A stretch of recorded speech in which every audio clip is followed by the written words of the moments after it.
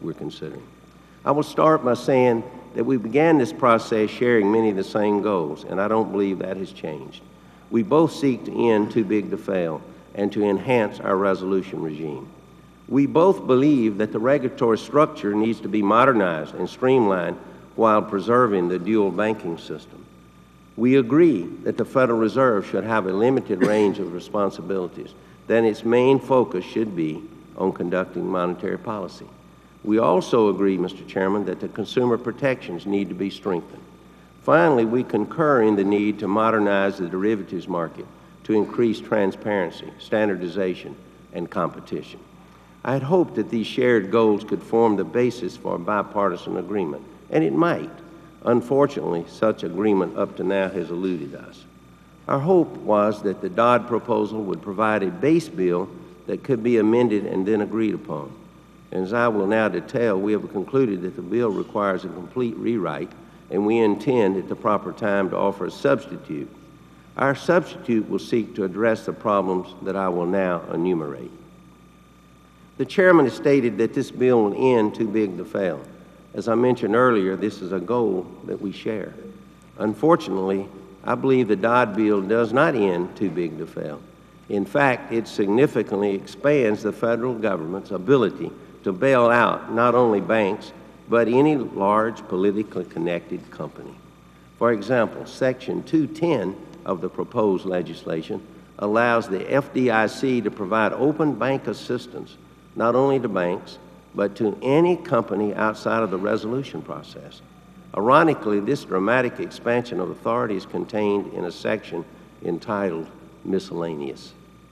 Section 1201 of the proposed text allows the Federal Reserve to lend to insolvent firms, providing another revenue for regulators to avoid winding down companies.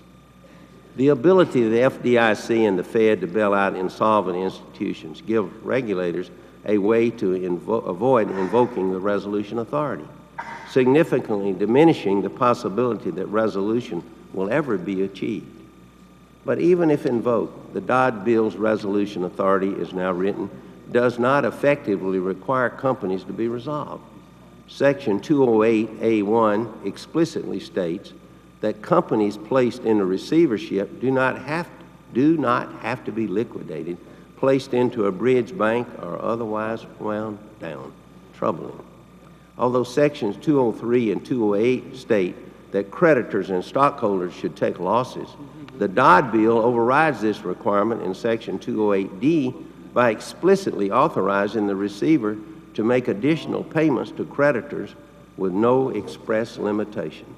This, of course, means that the Dodd bill is now written permits creditors to receive a 100% bailout from the Federal Government, that is, the taxpayer.